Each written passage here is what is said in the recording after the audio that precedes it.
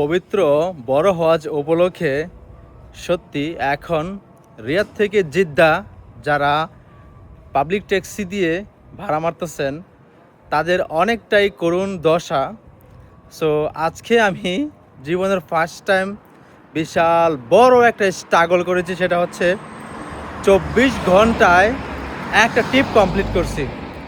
24 ঘন্টায় শুনতে হয়তো অবাক লাগে, অবাক লাগারই কথা। তার কারণটা হচ্ছে মোটামুটিভাবে একটা চেকপোস্ট শুধু আমাকে ঘুরাই দিছে।